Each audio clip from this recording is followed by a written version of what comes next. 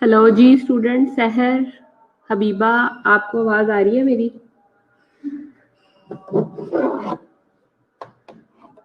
अब आवाज कुछ क्लियर हुई है?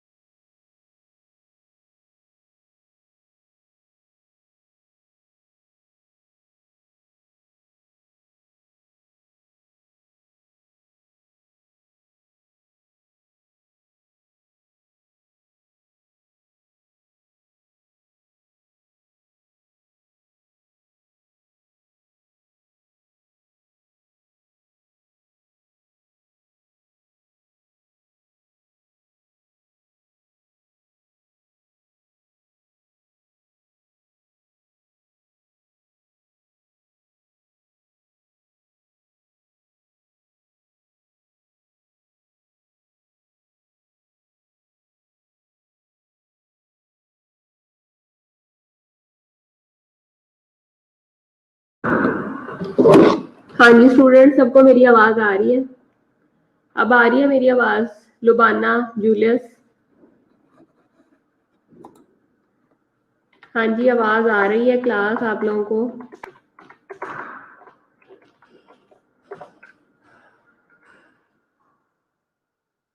अब आ रही है आवाज क्लास आप लोगों को मेरी?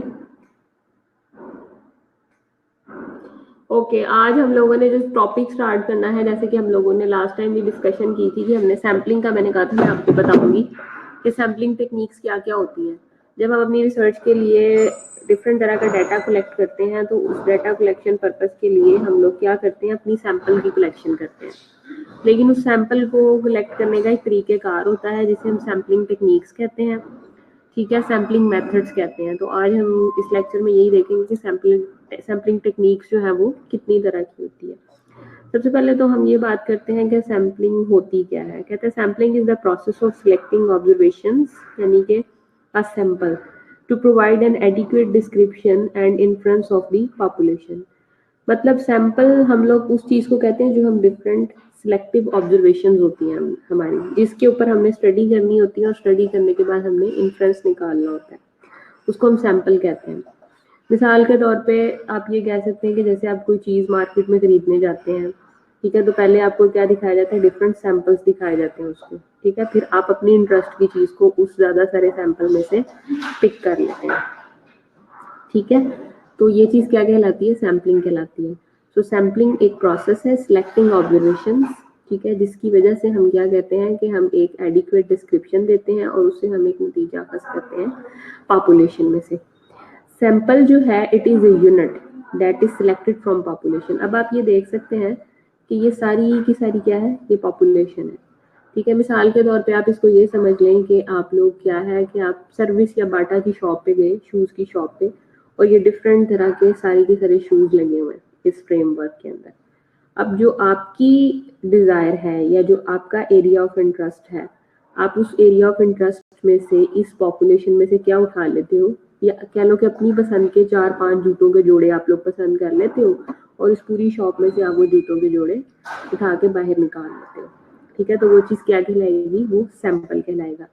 मिसाल के तौर पे ये जैसे मैंने बताया कि ये बाटा या सर्विस की दुकान है और इसमें से आपने ये जूते उठाए और ये जूते उठा के आपने साइड पे कर लिए, तो ये आपका सैंपल है। हाँ जी सहर, इफ्रा, जूलियस, समझ आ रही है बेटा मेरी?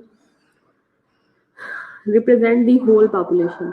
इस तरह से जो आप सैंपल फिर सिलेक्ट करोगे वो क्या करेगा, वो रिप्रेजेंट करेगा आपकी होल पॉपुलेशन का। इसका पर्पस होता है टू ड्रॉ द इन्फ्रेंस, मतलब कि आप नतीजा अखज़ करते हो, सही है।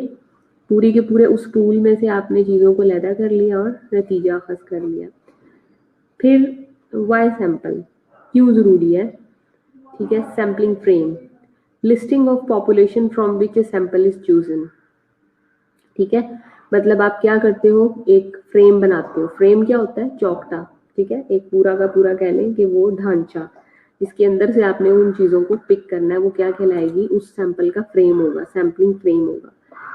ये उसने एक ग्राफिकल रिप्रेजेंटेशन दी हुई है, what you want to talk about, ठीक है।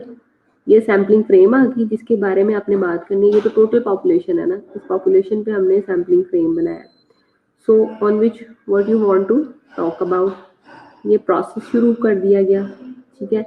And what you actually observe in the data, और ये चीज़ वो है जो कि आप एक्चुअली ऑब्जर्व करना चाह रहे हैं इस पूरे फ्रेम में से, वो क्या आ जाता है, आपका सैम्पलिंग फ्रेम में से आपने निकालना है और ये आपका इन्फ्रेंस है, ठीक है, ये आपने नतीजा अखज़ किया उससे।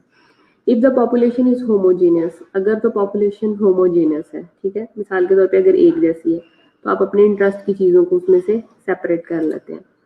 अगर वो हिट्रोजीनियस है, ठीक है, हिट्रोजीनियस से क्या मुराद है, यानी कि डिफरेंट इंटरेस्ट या डिफरेंट कैरेक्टरिस्टिक्स के साथ जो है उसके अंदर चीज़ें मौजूद है, तो तब आपने क्या करना है कि सेम वाली लैदा कर लेनी है। या अगर ग्रुप में है तो ग्रुप लाइक जो लाइक ग्रुप है वो आपने सेपरेट कर लेना है।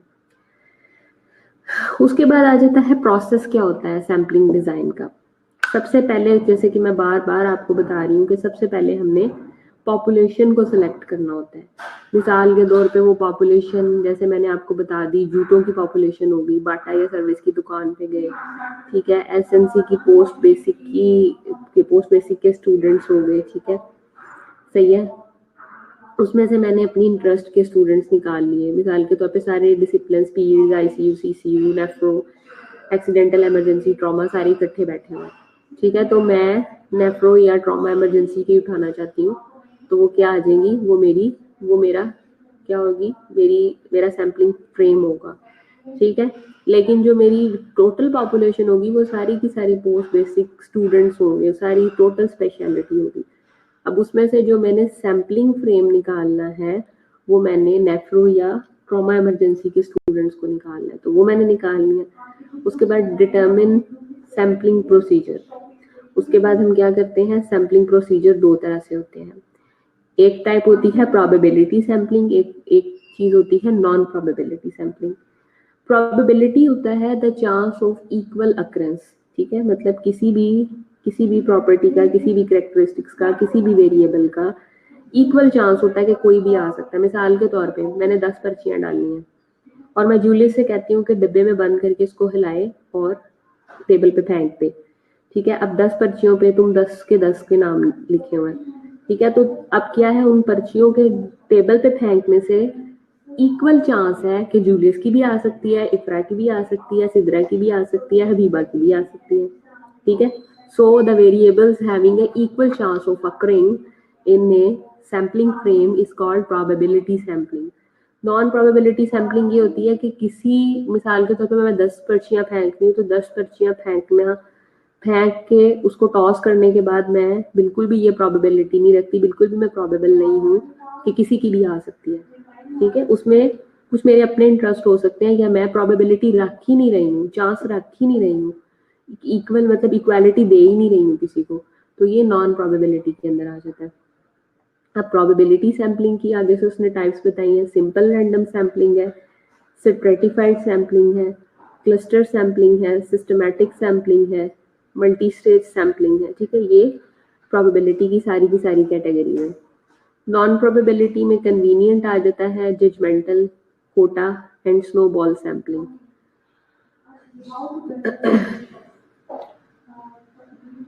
और इस तरह से फिर प्रोबेबिलिटी और नॉन प्रोबेबिलिटी सैम्पलिंग जो है वो मिलके determine the appropriate sample size. फिर मतलब पहले जब हम ये देख लेते हैं ना कि हम कौन सा सैंपल साइज सिलेक्ट कर रहे हैं, तो उस सैंपल साइज को सिलेक्ट करने के बाद फिर हम ये देखते हैं कि एप्रोप्रिएट सैंपल साइज क्या रखना है। सैंपल साइज तो नंबर में होगा ना, पहले तो सैंपल टाइप हमने देखी कि सैंपलिंग टाइप कौन सी है।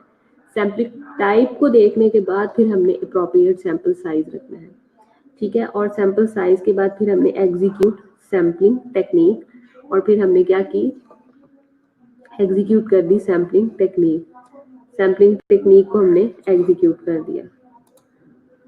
आगे पढ़ते हैं प्रोबेबिलिटी सैम्पलिंग किसमें, जजमेंटल।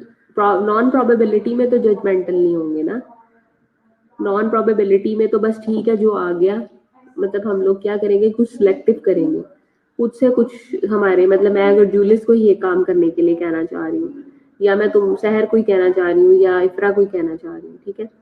सिंपल रैंडम सैम्पलिंग क्या है, all subset of the frame are given an equal probability, ठीक है। मतलब कि जितना भी वो जो हमने फ्रेम ऑफ स्टडी बनाया हुआ है, उस फ्रेम ऑफ स्टडी के अंदर किसी भी पेशेंट को इक्वल चांस हो सकता है, ठीक है। मिसाल के तौर पे मैं, एक सिक्का है मेरे पास, एक तरफ 5 लिखा है, दूसरी तरफ 7 लिखा है, मैं उस कोइन को उछालती हूँ, तो उछालने के बाद अगर 5 आता है तो हर 5वां पेशेंट जो है उसको मैं क्या करूंगी, नंबर 1 कर लूंगी, ठीक है। और हर अगर 7 आता है तो हर दूसरा पेशेंट मैं 7 कर लूंगी, ठीक है। तो मतलब इक्वल चांस ऑफ अकरिंग हो गया ना। तो ये है simple random sampling. Random number generator होता है। नॉन प्रोबेबिलिटी में क्या है, जजमेंटल, कहाँ लिखा है जजमेंटल बेटा उसकी टाइप है सहर, अभी आगे डिस्कस होगी। Judgemental is a type of non probability sampling, अभी आगे डिस्कस होनी है कि वो क्या होता है, इट्स अ टाइप्स। अच्छा जी, उसके बाद नेक्स्ट आ जाए, ये तो था simple random sampling. Simple random sampling में क्या एडवांटेजेस क्या है, अब minimal knowledge of population needed, यानी कि इतनी ज़्यादा हमें पॉपुलेशन की नॉलेज ज़रूरी नहीं है, ठीक है। सिंपल कॉइन को हमने उछाला और जो नंबर आया हमने उसके मुताबिक काम कर लिया। इजी टू एनालाइज डेटा, उसके बाद हम डेटा को इजीली एनालाइज कर लेते हैं, ठीक है, क्योंकि सिंपल बात है। डिसएडवांटेज क्या है? लो फ्रीक्वेंसी ऑफ यूज, बहुत कम यूज किया जाता है। Does not use researcher expertise, researcher की एक्सपर्टीज की जरूरत नहीं होती। Large risk of random error, ठीक है, रैंडम मतलब रिस्क होता है इसमें हमारे पास रैंडमली एरर के आने का।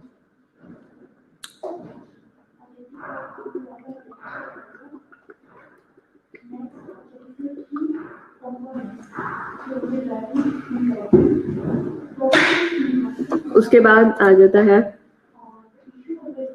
stratified random sampling. Population is divided into 2 or more groups called strata. Strata कहते हैं हम लोग डिफरेंट ग्रुप्स को, डिफरेंट गुच्छों को, ठीक है। इसमें हम टोटल पॉपुलेशन को ना 2 या 2 से ज्यादा स्ट्रेटा के अंदर डिवाइड कर देते हैं।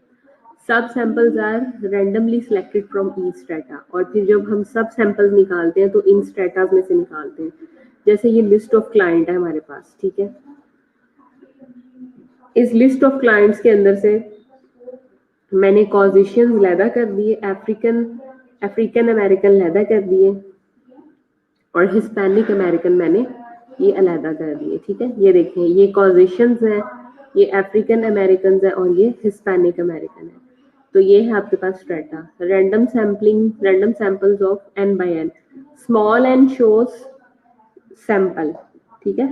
स्मॉल n जो है वो शो करता है सैंपल को, और कैपिटल N जो है वो शोज करता है पॉपुलेशन को। मैं यहाँ लिख भी रही हूँ ताकि आप लोगों को याद हो जाए।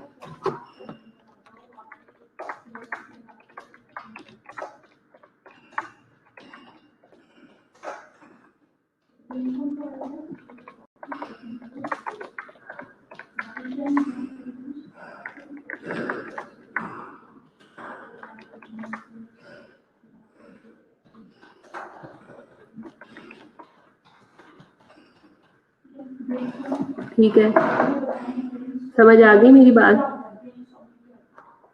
कि स्मॉल n जो है वो इसमें क्या शो करता है? आपके सैंपल साइज को, और जो कैपिटल N है वो किसको शो करता है? आपके पॉपुलेशन के साइज को या पॉपुलेशन नंबर को। स्ट्रैटिफाइड रैंडम सैम्पलिंग में एडवांटेजेस क्या है? Assures representation of all the groups in the sample collection, ठीक है। मतलब जितना भी आपने उस ग्रुप को, उस पॉपुलेशन को बताया होता है, आप उसको श्योर कर रहे होते हो। Characteristics of each stratum can be estimated and comparison made, ठीक है, और आप ईच स्ट्रेटम को कंपैरिजन करते हो और कैरेक्टरिस्टिक्स को बताते हो। डिसएडवांटेजेस क्या है? Require accurate information on proportion of each stratum, ठीक है। आपको क्या चाहिए होता है कि डिसएडवांटेजेस क्या है कि एक्यूरेट इंफॉर्मेशन चाहिए होती है इक्वल प्रोपोर्शन के according. Stratified list costly to prepare, ठीक है, और जो स्ट्रैटिफाइड लिस्ट होती हैं वो थोड़ी मुश्किल होती हैं, कॉस्टली प्रिपेयर्ड होती हैं, क्योंकि उन लिस्ट के ऊपर काम करने की जरूरत होती है। आगे आ जाता है cluster sampling.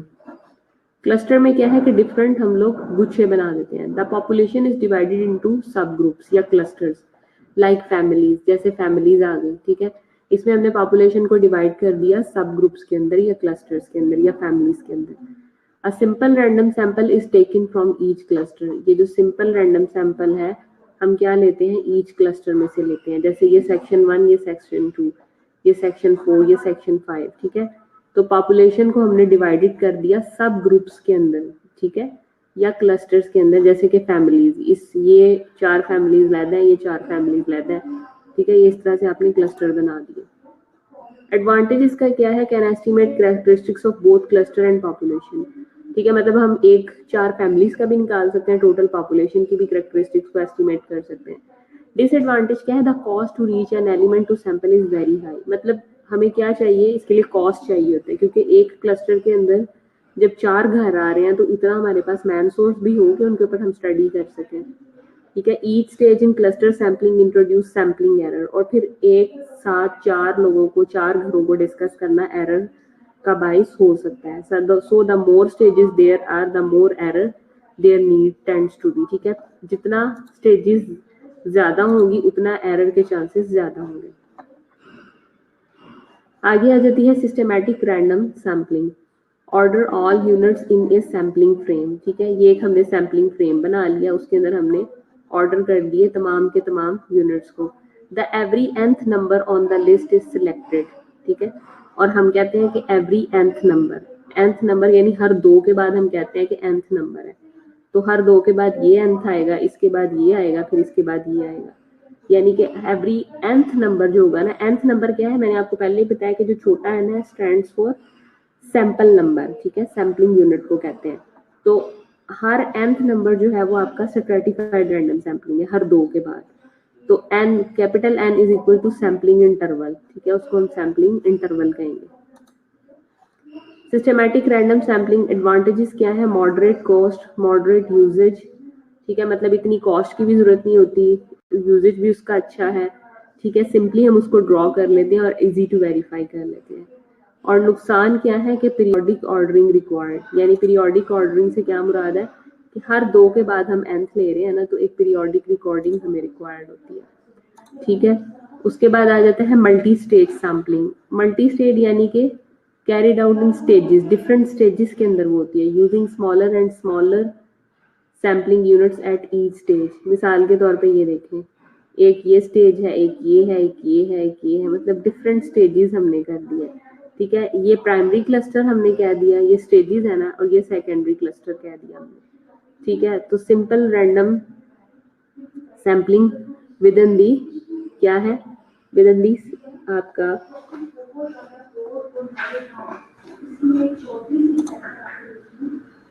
Advantage more accurate, more effective.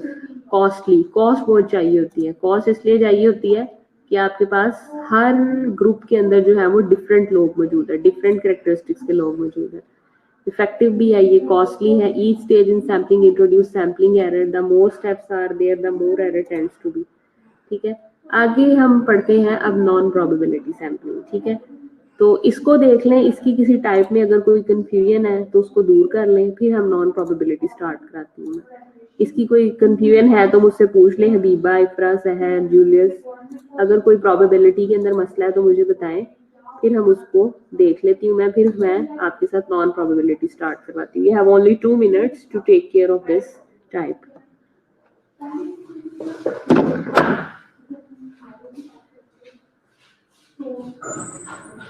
history of food history of organic labelling in cooperation in city of Lahore। अगर हम लाहौर में देखें, आप अपने हॉस्पिटल से कोई भी स्थिति, ठीक है, उसमें हो जाएगा एक हॉस्पिटल की स्थिति अगर आप लेते हैं, जैसे कोई न्यू हॉस्पिटल का स्टडी करना, तो ये बहुत नैरो स्टडी है, ठीक है ना। और इसको अगर आपने बेटर करना है या इसका रिजल्ट चलेगा तो आप लाहौर या पाकिस्तान की स्टडी, ठीक है ना। देखिए ये क्या कैसे उस टॉपिक को आपने ऐसे करना है, आपका पेशेंट पॉपुलेशन या आपकी सैंपल साइज पॉपुलेशन ऐसी है और सैंपल साइज आपका सिर्फ न्यू हॉस्पिटल है, लेकिन आपने टॉपिक को इस तरह से देना, आपने उसको एक बेटर फॉर्म देनी है, उसको पाकिस्तान के लाहौर का नाम देंगे, ठीक है, सिर्फ न्यू हॉस्पिटल करना, उसका बहुत नैरो टॉपिक। अच्छा जी, आज एग्जाम्पल देखने के a topic will be very difficult to research. It is to draw or narrow one way to narrow a four topics such as environment is to limit your topic. Some common ways to limit a topic are by geographical area, जैसे कि मैंने आपको क्या किया geographical area बताया।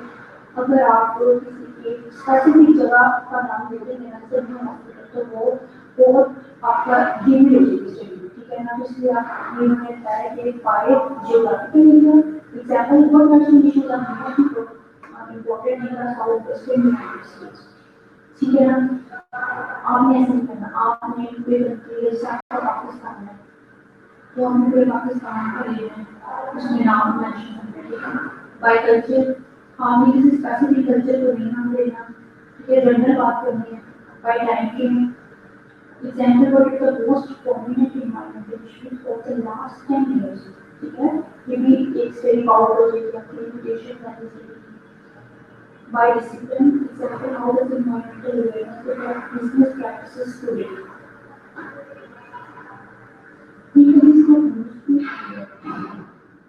आपको ये बताया कि आपने जब कुछ करना है उसको सर्च करना है, तो आपने कीवर्ड्स बना के अपने ऑप्शन में, ठीक है ना, look for words that best describe your topic.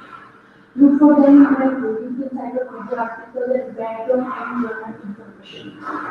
ठीक है, आपने जो भी टेस्ट लेना है उसकी बैकग्राउंड इन्फॉर्मेशन आपके पास होनी चाहिए, ठीक है। इसके लिए आपको बैकग्राउंड रिसर्च होती है ऐसे जिसके वो आपके टॉपिक डेवलप करने में तो चेंज मोर टॉपिक उसमें मोर टॉपिक बैकग्राउंड एक only मोर ठीक है। Find project in networking and think of keywords to widen the search capabilities. Be flexible. It is common to modify your application in search projects in order to get results. Think about keywords and use to discuss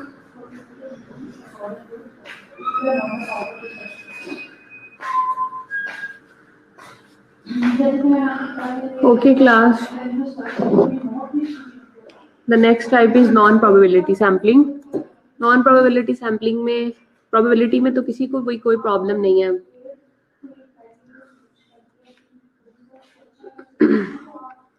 किसी का कोई question है यहाँ तक तो कर लें ताकि हम नेक्स्ट स्टार्ट करें फिर.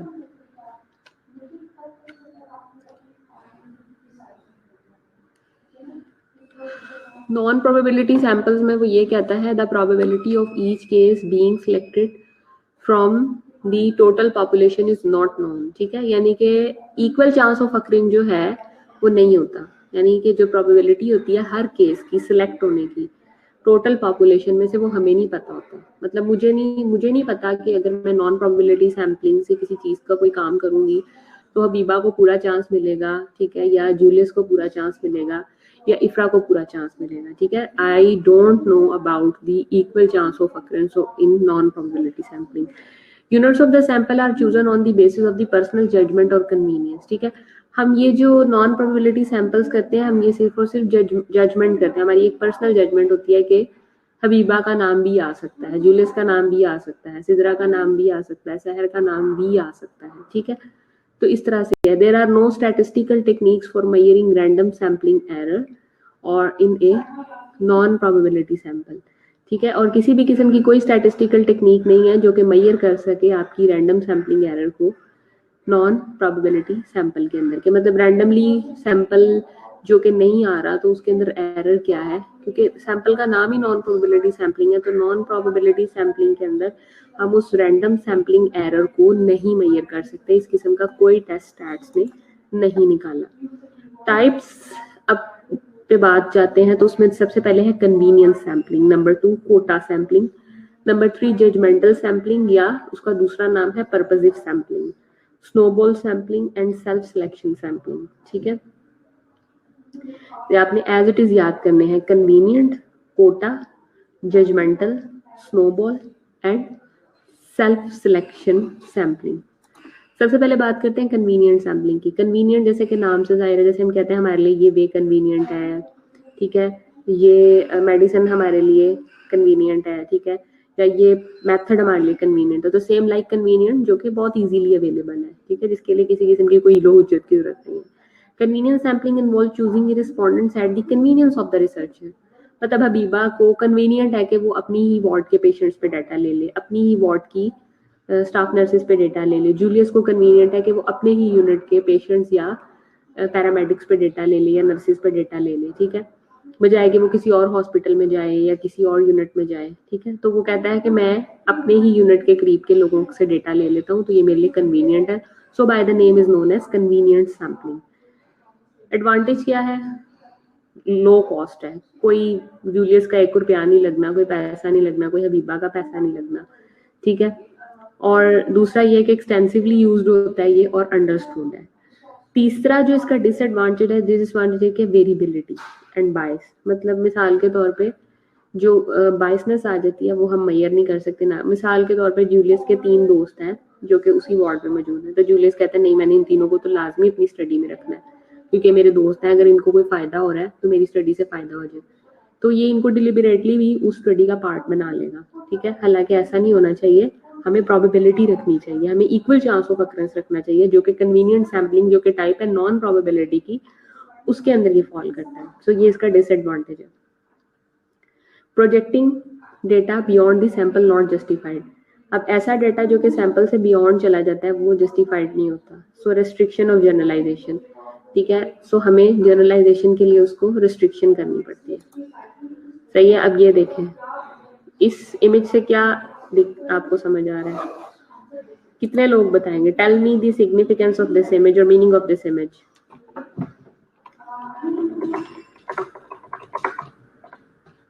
चलिए सारे बताएं, कौन कौन मुझे बताएगा? Tell me the meaning of this image.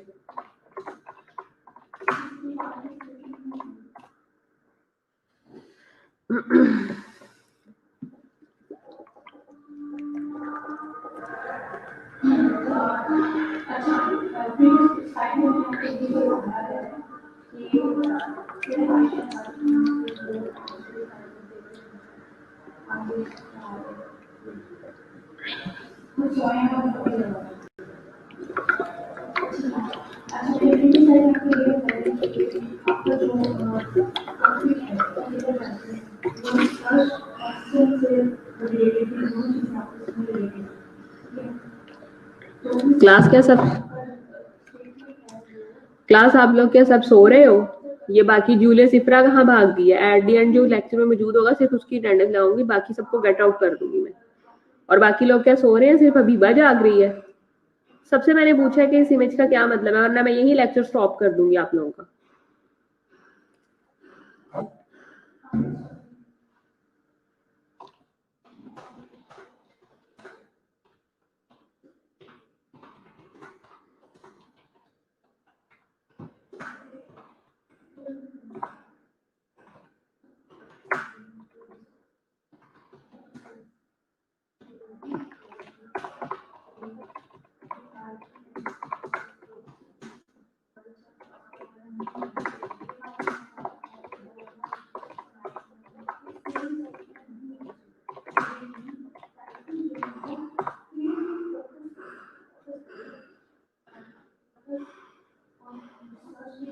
क्यों जूलियस, तुम लेक्चर नहीं सुन रहे हो? तुम साथ में क्या किचन में खड़े होकर काम कर रहे हो?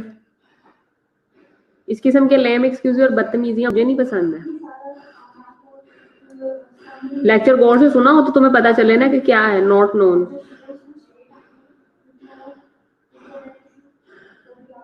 इसमें मुश्किल क्या है जो तुम कह रहे हो कि नॉट नोन?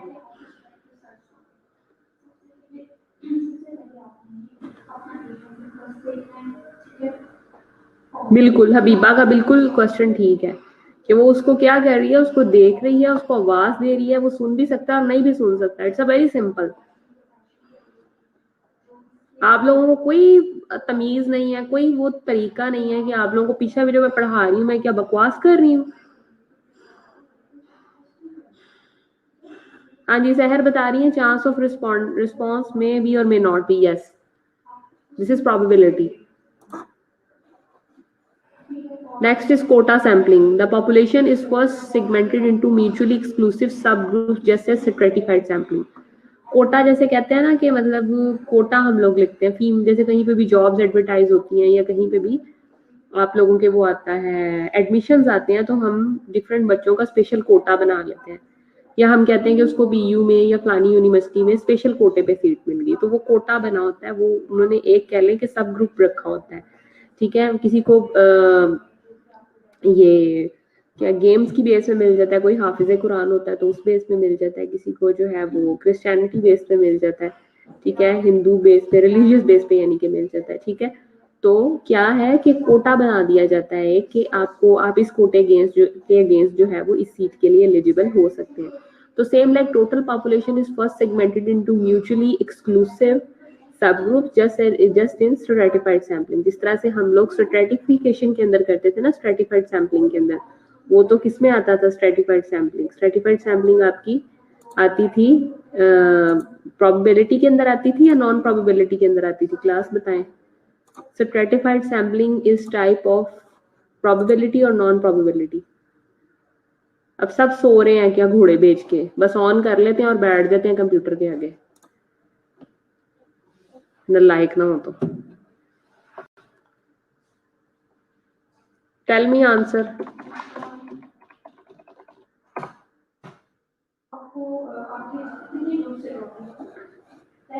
प्रोबेबिलिटी के अंदर आता है। मैं आज पूरी क्लास की एब्सेंट मार्क करूंगी सिवाय हबीबा के, सारे कान खोल के सुनने। समझ आई है ना क्लास? इसके एडवांटेजेस देख लें क्या क्या है। एडवांटेजेस है used when research budget is limited, जब आपका रिसर्च का बजट लिमिटेड होता है। Very extensive used and understood, no need for list of population element. Disadvantages क्या है? वेरिएबिलिटी। लुबाना तुम सो जाओ अभी, सिस्टम के आगे रख के ना खुद खराटे भरो। शाबाश, तुम लोगों को कोई जरूरत नहीं है पढ़ने की। Variability and bias can not be measured और कंट्रोल। ठीक है, वेरिएबिलिटी और बायस नहीं कंट्रोल कर सकते हम लोग। टाइम कंज्यूमिंग है, projected data beyond the sampling not justified, और ऐसा डाटा जो कि हमारी सैंपल से बियॉन्ड चला जाता है वो जस्टिफाइबल नहीं होता, जनरलाइजेबिलिटी की जरूरत होती है। जजमेंटल सैम्पलिंग होता है, रिसर्चर एम्प्लॉयज हिज और ऑन एक्सपर्ट जजमेंट अबाउट, यानी कि मिसाल के तौर पे हबीबा है, वो एज अ रिसर्चर काम कर रही है, तो वो क्या करेगी, वो खुद से एक जज बन जाएगी। ठीक है, खुद से अपनी एक्सपर्टीज को शो करेगी कि आया मेरी राय जो है वो किसी पर्सन, किसी इंडिविजुअल या किसी ऑब्जेक्ट के बारे में क्या हो सकती है। एडवांटेजेस में there is assurance of quality response, meet the specific objective. Disadvantage में बायस सिलेक्शन ऑफ सैंपल में कर, टाइम कंज्यूमिंग प्रोसेस है ये काफी। ठीक है, बायस आ सकती है और टाइम कंज्यूमिंग है। स्नोबॉल सैम्पलिंग जो है, द रिसर्च स्टार्ट्स विद ए की person and introduce the next one two become a chain. ठीक है, मिसाल के तौर पे वो क्या होता है, कभी आपने देखा है आजकल स्नो फॉलिंग स्टार्ट हो रही है, अगर आप स्नो फॉलिंग में जाते हैं तो आप एक दूसरे को बर्फ का गोला, एक फ्रेंड मारती है, वो अगर बच जाता है वो फिर अगले को मारता है, फिर आगे से आगे आप, ठीक है, या सारे फैमिली वाले गए तो आगे से आगे आप वो गोला पास करते जाते हो। ठीक है, लेकिन एक की पर्सन होता है जो कि काम स्टार्ट करता है, जो the person which started this work और दिस एक्टिविटी। ठीक है, और the primary person from which we have to obtain information, वो कहलाता है की पर्सन। ठीक है, तो उससे आगे से आगे अगला बंदा, उससे अगला बंदा, जो एक मतलब अगली इंफॉर्मेशन पिछले वाला बंदा देता है और फिर उससे अगले बंदे की इंफॉर्मेशन उससे पिछले वाला देता है, तो इसको हम कहते हैं स्नोबॉल सैम्पलिंग। मिसाल के तौर पे हॉस्पिटल सेटिंग के अंदर एक पेशेंट ओपीडी के अंदर आता है, ठीक है, और हम उसका टेस्ट करते हैं, सडनली वो HIV पॉजिटिव निकल आता है। ठीक है, तो HIV पॉजिटिव निकल आता है तो वो कहता है कि जी मतलब ये मसला तो मेरे फलाने हमसाए को भी है। ठीक है, फिर वो हमसाया आता है, हमसाया कहता है कि मेरी गली में 2 लोगों को और भी ये मसला है। ठीक है, फिर वो गली वाले आते हैं, वो कहते हैं जी हमारी बीवी के ससुराल में भी ये मसला है, या फलाने इलाके में मेरा दोस्त रहता है उसका भी ये मसला है। तो मतलब एक जो डेटा है उसका सोर्स की ले लिया हमने और आगे से आगे हमें इंफॉर्मेशन मिलती चली जा रही है। समझ आ रही है सबको मेरी? This is called snowball sampling. इसमें किसी किस्म की कोई कॉस्ट नहीं होती है, यूजफुल होता है स्पेसिफिक सर्कमस्टांसेस के अंदर फॉर लोकेटिंग रेयर पॉपुलेशन, जैसे HIV पॉजिटिव है, ठीक है, डेंगू है, ठीक है, मलेरिया है। ठीक है, यानी कि जो आपकी सिर्कमस्टांशियल या ऐसी पॉपुलेशन जिसको लोकेट करना मुश्किल, जिसमें लोग छुपे बैठे होते हैं, बीमारी ऐसी बीमारी जो कि सोसाइटी में स्टिग्मेटाइज्ड होती है और लोग उन पे काम नहीं करना चाहते। डिसएडवांटेजेस में नॉट इंडिपेंडेंट, ठीक है, इंडिपेंडेंट नहीं होता, और वही डिसएडवांटेज दोबारा के projected data beyond sample not justified. उसके बाद आ जाता है सेल्फ सिलेक्टिंग सैंपल। हाँ जी बिल्कुल, क्योंकि को बताना नहीं चाहता। सेल्फ सिलेक्टिंग सैम्पलिंग के अंदर it occurs when you allow each case usually individual to identify their desire to take part in the research. ठीक है, सेल्फ सिलेक्टिंग यानी कि जो खुद से आना चाह रहे हैं, खुद से अपने आप को इंट्रोड्यूस करवाना चाह रहे हैं। मतलब हर केस को आप यूजुअली इंडिविजुअल को आप आइडेंटिफाई करते हो their desire to take part in the research. ये मोर एक्यूरेट है, use in specific circumstances to serve the purpose. Disadvantages वही आ जाता है कि आपको क्या करना पड़ता है, मोर कॉस्टली ड्यू टू एडवर्टाइजिंग। आपको एडवर्टाइज करना पड़ता है, बताना पड़ता है कि जो मेरी स्टडी का पार्ट पढ़ना चाहता है वो आ जाए, लेकिन उसके लिए आपको क्या होता है कि आपको उसके लिए वो एडवर्टाइज करना पड़ता है। Maths are left. आगे आ जाता है sampling errors. Sampling errors, the errors which arise due to the use of the sampling surveys are known as sampling errors. Two types of sampling error हो सकते हैं, biased errors and unbiased error. Biased error तो होते हैं कि जैसे हम जानबूझ के एक मतलब किसी भी इंडिविजुअल को बार बार खुद अपनी मर्जी से लेके आना चाह रहे हैं, due to selection of sampling technique, size of the sample. Unbiased error या रैंडम सैम्पलिंग एरर जो होता है वो डिफरेंस होता है between the members of the population included और नॉट इंक्लूडेड, ठीक है। लेकिन जो अनबाइज्ड होता है वो समटाइम जो है वो आपका क्या होता है, वो इंक्लूडेड और नॉट इंक्लूडेड होता है मेंबर्स ऑफ द पॉपुलेशन के अंदर। अच्छा, अब क्या तरीके आ रहे हैं कि आप सैम्पलिंग के अंदर एरर्स को कम कर सकें। Number 1, specific problem selection. अपनी प्रॉब्लम्स को स्पेसिफिक करें, सिस्टमैटिक डॉक्यूमेंटेशन करें रिलेटेड रिसर्च की, इफेक्टिव इन्यूमरेशन करें, इफेक्टिव प्री टेस्टिंग करें, कंट्रोलिंग मेथोडोलॉजिकल बायस को कम करें, selection of appropriate sampling techniques रखें। नॉन सैम्पलिंग एरर्स अब क्या हो सकते हैं, non sampling error refers to the biases and mistakes in selection of sample. Causes for non sampling error. Non sampling error क्या है, जैसे कि यानी कि जो सैम्पलिंग के अलावा एरर है, सैम्पलिंग ऑपरेशंस हो सकता है, inadequate response, misunderstanding of the concept, lack of knowledge, concealment of the truth, यानी कि आप सच बता दें, लोडेड क्वेश्चन ऑलरेडी पता हो, processing errors and sample size. अगर कोई इसमें कोई डिफिकल्टी है तो आप पूछ सकते हैं मुझसे, किसी भी किस्म की कोई इश्यू है तो आप पूछ सकते हैं।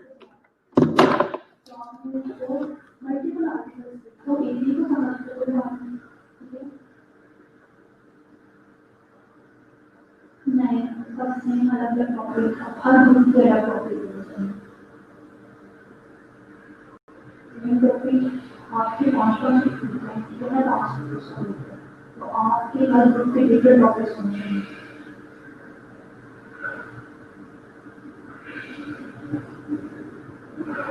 आयशा आप बताओ, आपने कुछ किया था?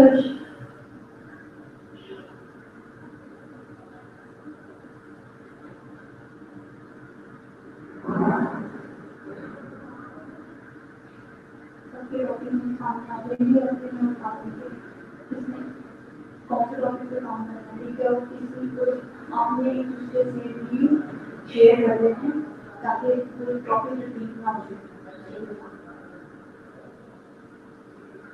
आशा ठीक कुछ पढ़ा बेटा, जल्दी के आर्टिकल चाहिए फिर कुछ चाहिए तो आपने पूरे आर्टिकल्स को ना सिर्फ आपने ऐसे देखना, ठीक है, उससे रिलेटेड एक पसंद नहीं आया तो दूसरा पढ़ेगा, तो फिर आप एक आर्टिकल को देख के वो अपना टॉपिक ही छोड़ सकते हैं। मल्टीपल आर्टिकल्स का मतलब ये नहीं कि आपने लगाने पड़ने हैं, ठीक है, ये नहीं आपको समझ आया मुश्किल है, उससे रिलेटेड कोई दूसरा आर्टिकल पढ़ना।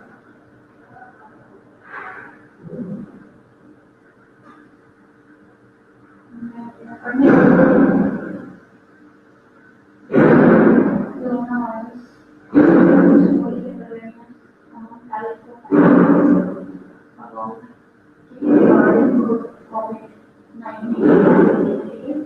कोरोना वायरस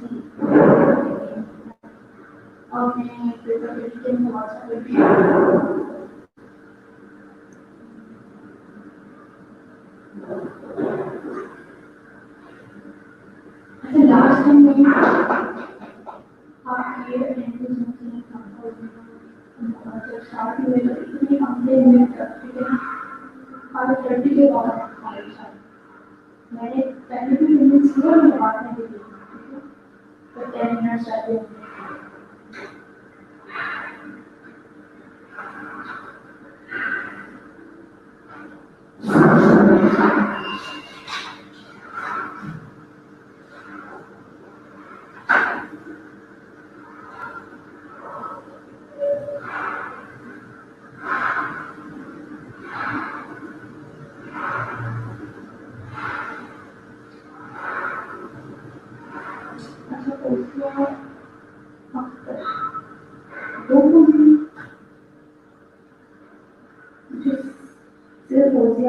उस पूरा नाम को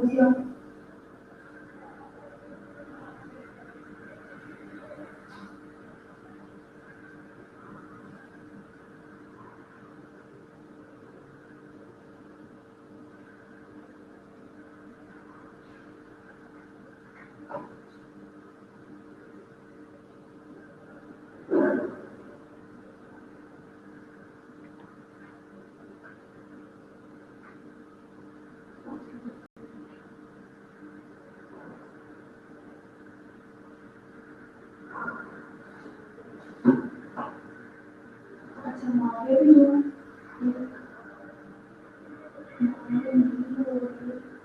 किसी को पानी के खाते हैं और ना पूरा शेयर करो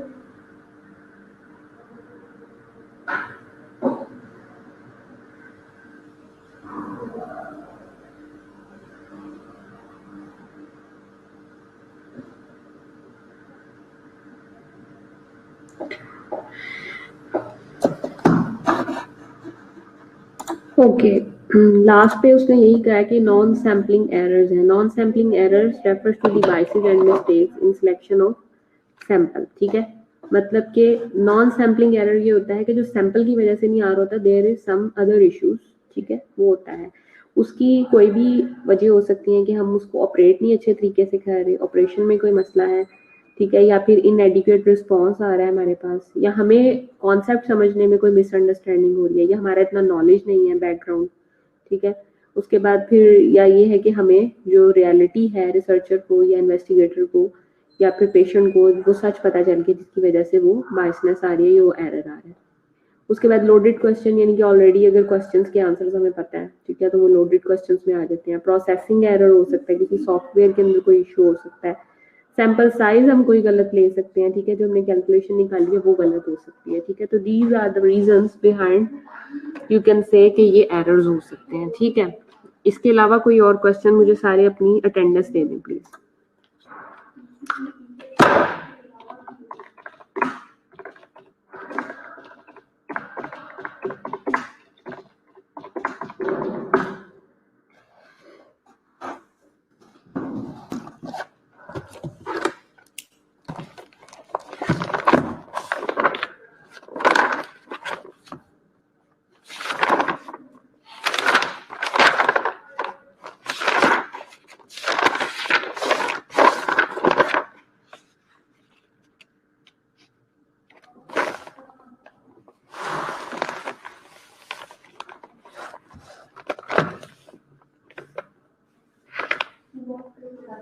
ठीक है वो भी अपने पास रखो ठीक है सिर्फ एक भी नहीं दो दिन के पार्टिकल्स भी प्रिंट करवा सकते वन बाय ठीक है पढ़ने से मुझे व्हाट्सएप पे शेयर करना है मैं देखूंगी। सिर्फ हबीबा की मैं लगा रही हूँ, और किसने पार्टिसिपेट किया था? फातिमा कौन सी हबीबा ने और फातिमा पूरा नाम है सिद्रा ने।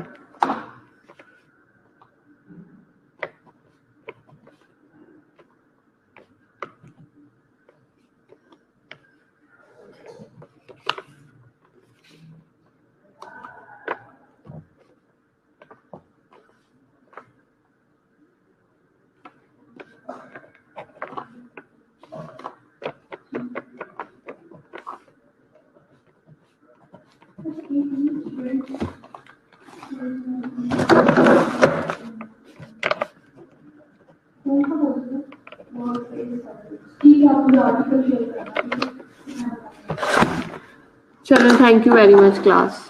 इसको पढ़ें अब।